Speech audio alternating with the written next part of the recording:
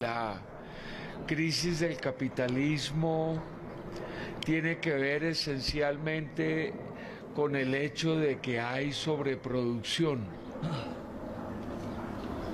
de que se creó una industria en competencia creciente en todos los países del mundo y se llegó a un punto donde se produjo más mercancías de las que se podían vender.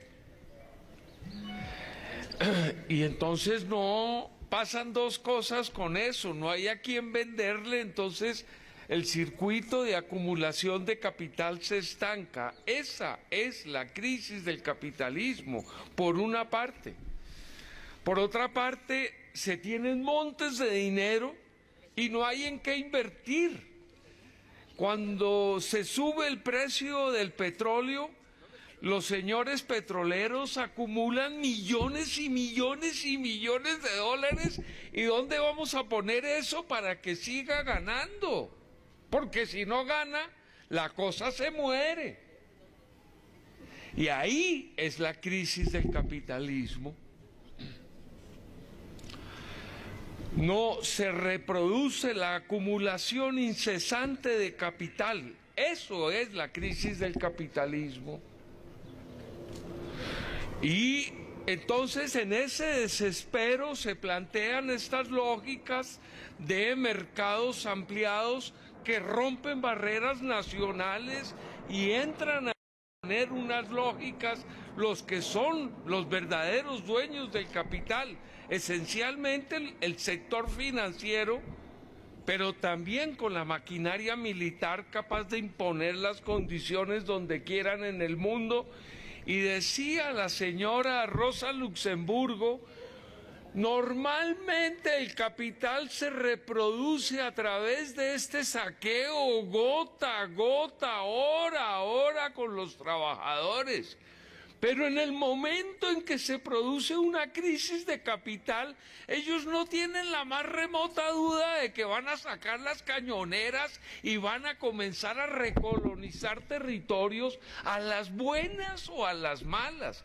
Y lo que ha pasado en Afganistán y en Irak es un primer avance de esa lógica. Hoy en Libia, en Siria, en otras partes del mundo, están las cañoneras ahí echando plomo en serio, matando gente en desespero.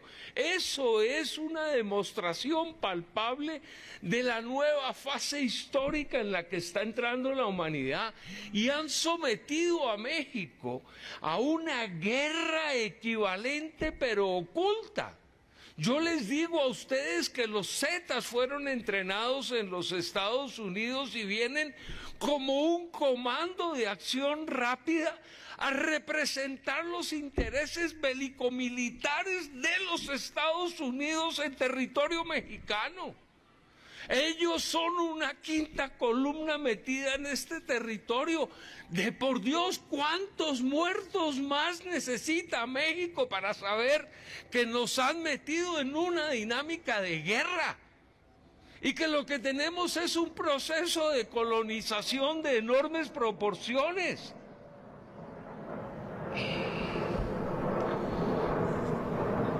Muertos y desaparecidos y desaparecidos y desaparecidos, y no somos capaces de ponerle el nombre de lo que nos está pasando. Estamos metidos en una guerra, nos metieron en una guerra de conquista. Lo que está pasando en Michoacán es una guerra entre China y los Estados Unidos. No se ve. Es un poquito difícil de ver, pero ahí está. Los chinos están cambiando igual la madera de Michoacán y las montañas de hierro, que son las costas mexicanas al Pacífico de Guerrero y Michoacán, las montañas de hierro para sacar en forma de contrabando el hierro y las maderas chinas que se están llevando para China. En Lázaro Cárdenas tienen unas muelas gigantescas que pulverizan la roca y la dejan como si fuera polvito y le pasan dos imanes por encima y se recoge el hierro de una vez, lo mueven en grúa y lo colocan sobre planchones. Y salen esos planchones al Pacífico y allá adentro hay unos barcos de tamaño descomunal para alimentar la materia prima que necesita China para hacer esas avenidas y esos edificios gigantescos que están hoy componiendo las ciudades en China. Y están comprando eso con armas, con anfetaminas y con mercado chino. Entonces va uno a Michoacán, por eso es que uno tiene que mirar con cuidado y no hay un solo municipio hoy de Michoacán donde no haya restaurante chino y donde no haya mercado chino. Vayan a Patzingán, al pueblito que quieran ir a ver y allá están metidos los chinos vendiendo mercado. Sí, pero también mirando bien para qué cómo hacemos para conquistar este territorio. Es un acto de conquista territorial en competencia, en guerra contra las minas riquísimas que tiene Michoacán y que es a donde llega ese ferrocarril que viene de Guadalajara y que sale cargado para los Estados Unidos. Entonces es guerra.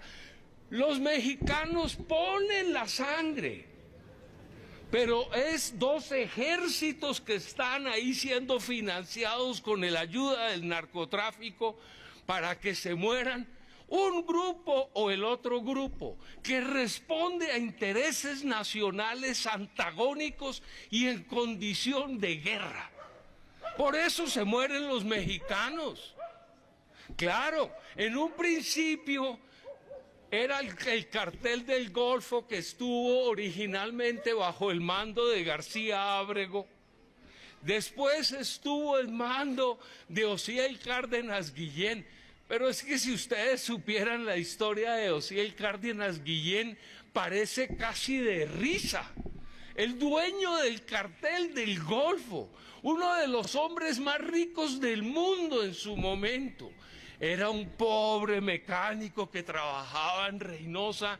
Le enseñaron a hacer mecánica y él montó su tallercito y el día que tuvo novia y la quiso llevar para su cuartito, la novia le dijo: no, mijito, o usted se limpia y se quita toda esa grasa de la sábana, o conmigo usted no tiene nada. Le tocó comenzar a vender droguita y entonces ya pudo pagar el apartamento al frente del taller. Mejor que hacer mecánica, venderle droguita a los gringos que venían a arreglar el machuqueo del carro, del coche. Y ese señor le dijeron: oiga, crúceme al otro lado la droga. Y él dijo: uy, es que yo no puedo cruzar a los Estados Unidos porque no tengo visa. No, usted pide permiso por un día para hacer el supermercado. ¿Se puede? Se puede. Y entonces cruzó, hizo el supermercado y funcionó.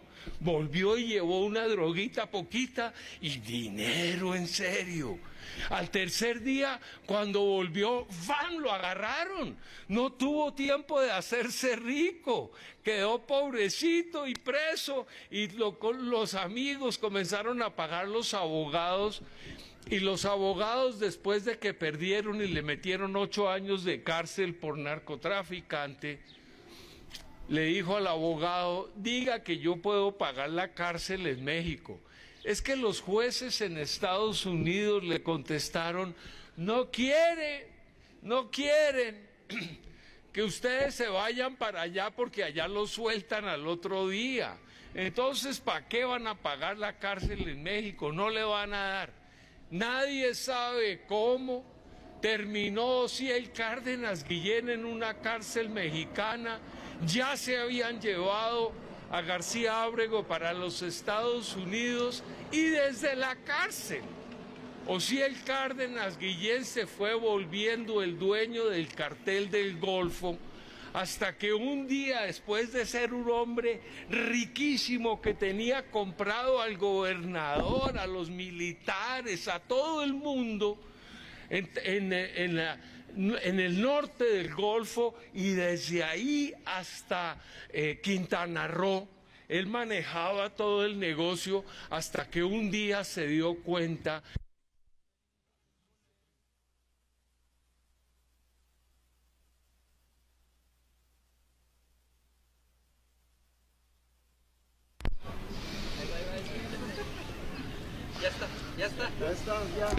Le iba a pasar exactamente lo mismo que le había pasado a García Ábrego. Lo comenzaron a acercar y él dijo: se me acabaron los días de suerte. Es decir, había alguien más poderoso que le estaba retirando su apoyo y que se le había acabado la buena suerte, perdón. El contacto que él había hecho en la cárcel de Estados Unidos. No podemos imaginarnos ese poderío de ese señor si no es porque hubiese conseguido un enlace que lo llevó a ese nivel de concentración de riqueza y de poder.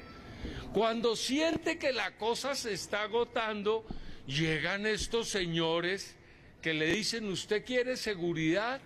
Le pagamos por le cobramos por la personal, con 12 hombres alrededor, carabinas, control de teléfono, control de computadoras, control de todas las llamadas, de todo. Usted queda medio seguro. ¿Usted quiere que le controlemos el movimiento de la droga? Necesitamos unos 1.500 hombres. ¿Usted quiere que le controlemos el lavado de dinero? Necesitamos 3.000. Y ahí le fueron subiendo la cuenta y el hombre fue contratando, y cuando se dio cuenta estaba rodeado y le estaban manejando todo el negocio y ¡bum! Golpe mortal, lo meten a la cárcel, lo extraditan para los Estados Unidos y el cuerpito de seguridad, de la noche a la mañana, ese cuerpo de seguridad que había creado Osiel Cárdenas Guillén, de la noche a la mañana se volvieron los dueños del negocio. Nunca, en toda la historia de América Latina, nunca se había producido un proceso de paramilitarismo tan acelerado, tan rápido como el que pasó aquí en México con la irrupción de ese grupo de seguridad de Osiel Cárdenas Guillén que se llamó los Zetas. Los Zetas, ¿saben por qué se llaman los Zetas? Porque después de la Z no hay nada. Y llegaron a ser dominio. Ahora, ¿los Zetas son un grupo de narcotráfico? No. Los Zetas utilizan los recursos del narcotráfico para poder operar como grupo paramilitar. Ellos, a diferencia del narcotraficante anterior que compraba casa y le ponía manija de oro a los desagües del baño y compraba obras de artes lujosísimas y más ranchos, estos señores no. Todo lo que están haciendo es comprar armas, comprar gente, comprar poder militar y duermen en colchones y duermen en el piso. Ellos no quieren lujos, ellos son un grupo militar que está haciendo control territorial. Entonces les estaba contando antecitos que cómo ellos iban controlando todos los mecanismos de la economía ilícita. Y perdónenme, pero les voy a decir una pequeña grosería que merece para explicar. Cuando Calderón dice, ya tenemos tan arrinconado a los Zetas, que están ahora vendiendo discos y piratas, están metidos en la piratería, los tenemos arrinconados. Pendejo. Ya tenían el negocio de la droga, tenían el negocio de las armas, tenían el negocio de la prostitución, tenían el negocio de los coches robados, de los órganos, del robo de niños, el coyotaje, tenían todo y se tomaron hasta la piratería. No, entonces decir que pobrecitos ya... Pobrecitos ninguno, después de eso se tomaron los pozos petroleros para los Estados Unidos. Entonces, no subestimemos eso. Y ahora, claro, los amigos de Osiel Cárdenas Guillén, el hermano de Osiel Cárdenas Guillén, cuando se dio cuenta de la gran traición de que había sido objeto, entró a enfrentar a los Zetas. Y hoy hay dos grupos en toda la zona de Veracruz, de Tabasco, de Tamaulipas, hay dos grupos, los Zetas y el Cartel del Golfo. No son lo mismo, están divididos, es una guerra a muerte, pero tiene otras características diferentes a la que está ocurriendo en el Pacífico, que es una guerra de grupos a favor de los Estados Unidos y a favor de China. Eso... Se nos hace un poquito complicada la historia del narcotráfico, pero eso hay que verlo y hay que entenderlo porque lo que está ocurriendo es una toma territorial. Ahora, hablemos un poquito de la minería, que me parece del primerísimo orden. Puede ser que estén sacando uranio en México. Sabemos nosotros que satelitalmente hay uranio en Chiapas, no cabe duda. Pero el problema gravísimo es que la forma de extracción de la plata y el oro y todos los demás minerales que vienen acompañados o acompañando al oro y la plata ya no se hacen con un taladro, ni manualito, ni mecánico, sino que vienen con unos equipos que diluyen, derrumban la montaña entera y con toda la agüita que hay en la región agarran a lavar, a lixiviar la montaña, a disolver la montaña. Y para poder extraer la plata, tienen que echarle mercurio en cantidades alarmantes.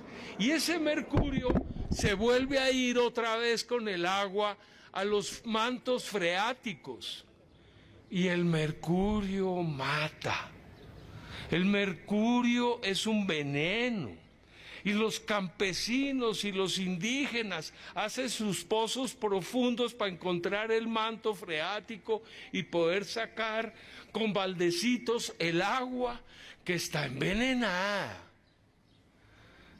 Y lo que viene para México es el terror con eso, porque ya efectivamente está concesionado cerca de la mitad del territorio nacional para las mineras. Un país que tiene serios problemas de agua, se lo van a quitar, el agüita, en estos territorios secos y desérticos. El día de hoy sale una noticia en La Jornada donde en Jalisco se están muriendo los niños de problemas renales y no saben de... Pues, eso se llama mercurio. Están matando a los niños con esto. Y aquí la Secretaría de Salud, todo el mundo guarda silencio. En los yaquis, ya les quitaron su territorio, les quedan a unos poquitos, unas pocas hectáreas. Desde los tiempos de la posrevolución llegaron estos generales y los despojaron de sus tierras. Y los nuevos sembradores de esas tierras fantásticas y maravillosas en plana y regadas con puro canal por sistema de gravedad, tienen eso sembrando como si fuera verdaderamente la reserva cerealera de México. Se siembra trigo y cebada en cantidad.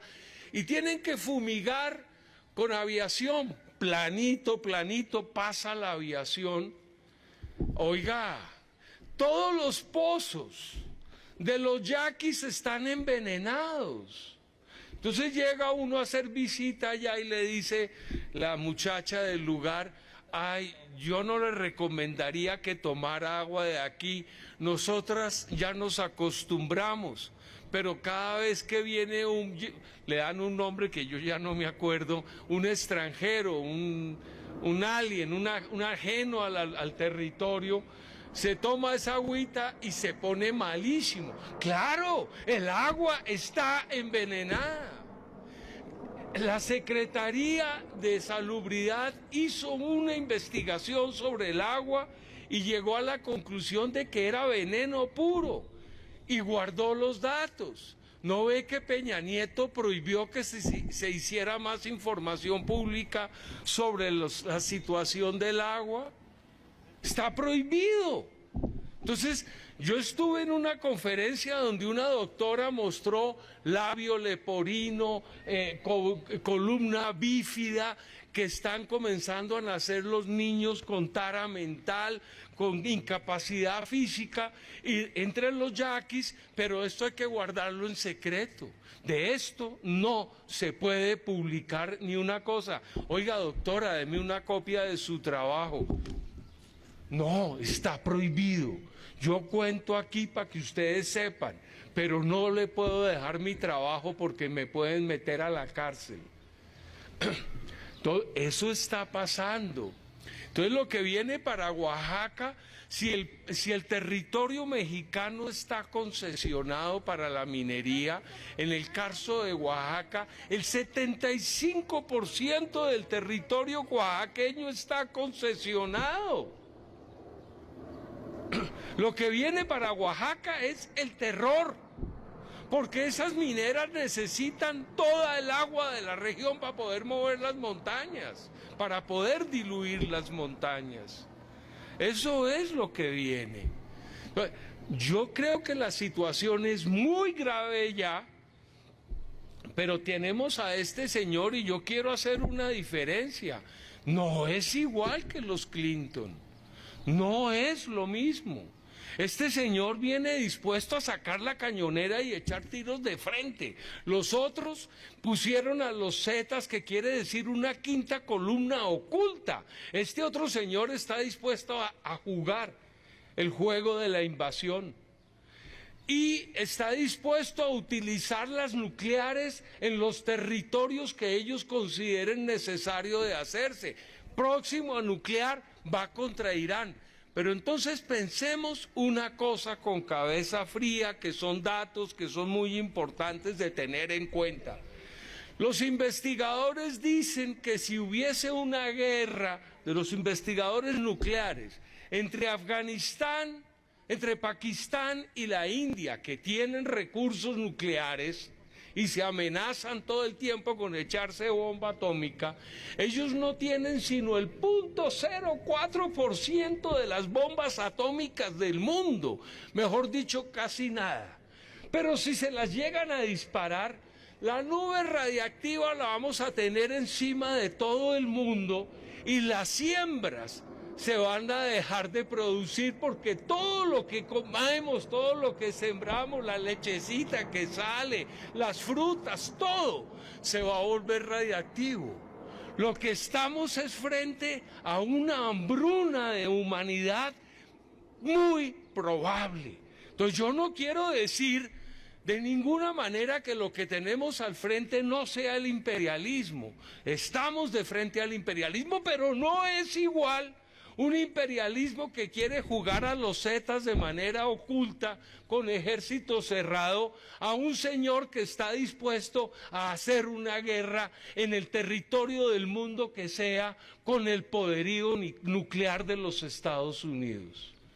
Y eso es una demostración de uno de los niveles de la crisis política por la que está atravesando los Estados Unidos. Jugaron a la guerra nuclear durante 1962 cuando los soviéticos colocaron en Cuba, en el Caribe, unas nucleares apuntando hacia los Estados Unidos. Kennedy hizo el bloqueo alrededor de la isla y yo me acuerdo de mi tía, de mi abuelita llorando y rezando con camándula porque la guerra nuclear se nos venía para encima. Estamos en peores condiciones, con más enemigos de frente de los Estados Unidos que la que estábamos en 1962. Entonces tenemos que mirar esas diferencias porque no es igual. Ahora, no podemos llamar a esto más simplemente imperio ni simplemente globalización. No, esta vaina se llama imperialismo y porque el imperialismo es, primero que nada, el gran poder financiero que tienen hoy concentrado el Banco Mundial, el Fondo Monetario Internacional y para América Latina el Banco Interamericano del Desarrollo, que hacen estos macroproyectos para venir a extraer acumulación de capital a como dé lugar. Si hay que expropiar la UNAM, que lo tienen pensado desde hace mucho rato, la UNAM hay que cerrarla, dicen ellos, y lo están jugando. Y los otros días invirtió la Exxon, millones de dólares en la UNAM. Por favor, ¿quieren que pensemos que la Exxon es buena? Si la Exxon son los peores ladrones de petróleo en todas partes del mundo, fueron ellos los que dirigieron el ejército de los Estados Unidos para tomarse a Irak. Y vienen aquí a hacernos favores con la UNAM. No, es una trampa. Es el imperialismo, el asocio del capital financiero con el capital industrial en búsqueda de materia prima, en búsqueda de mercado y en búsqueda de mercado, de manera desesperada, porque si la cosa no les funciona en la mesa de negociación, tienen un equipo bélico detrás de enormes proporciones. Eso es el imperialismo. Entonces hay que ponerle el nombre a las cosas. No es globalización. Y la demostración de que esto es muy peligroso es que no es que se hicieron y se dieron la mano los países capitalistas y ya son tan poderosos que ahora juntan y se mueven y ya no tienen las empresas ligues con las naciones. ¡Mentira! Allá está la señora Merkel y el secretario de Hacienda y de Comercio de Alemania dando alaridos porque el señor Trump se le ocurre que le va a cobrar impuestos a la al BMW y que no van a permitir que hagan inversión la BMW en México. Eso se llama guerra comercial. Y la Primera Guerra Mundial y la Segunda Guerra Mundial nacieron de las guerras comerciales entre las naciones, cada uno jalando la cobija para su lado.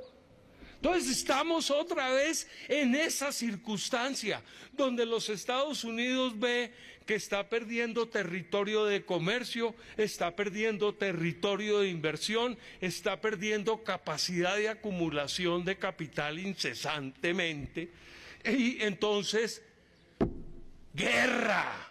Lo que estamos es en una situación de guerra inminente. Y eso hace que no podamos decir que es igual. No, es un avance mayor, mucho más contundente de lo que los Clinton. Y este tipo no es solamente un patán, un grosero. No, este tipo es la expresión de una lógica de guerra con todas partes. Hoy contra México, el discurso no es de Trump, el discurso es del señor Samuel Huntington, que dijo hace 10 años, 20 años, lo que viene es una guerra entre Estados Unidos y México. Y una miradita de eso se llama la película del Rey León. Es decir, no solamente utilizan la maquinaria bélica, sino la maquinaria simbólica. A los que no se acuerdan de la película del Rey León, vuelvan a verla. Léanla, óiganla y escúchenla en español. Las hienas nos están invadiendo nuestro limpio y divino territorio. ¿Y cómo hablan las hienas? Oiga, manito, pues. Entonces, ¿qué, mano? ¿Nos vamos a comer a los leones ahora sí o qué? Por Dios, es una expresión del pensamiento de Huntington, puesto en el cine. Y hoy gana las elecciones ese discurso para posesionarse como el hombre más poderoso de la tierra. Y los enemigos que tienen al frente inmediato es a los mexicanos. Entonces, yo no quiero subestimar ni por un segundo, ni quiero que ninguno de mis compañeros, ninguna de las personas que está en lucha, subestime la clase de enemigo que tenemos al frente. Es un enemigo muy grave, muy bravo.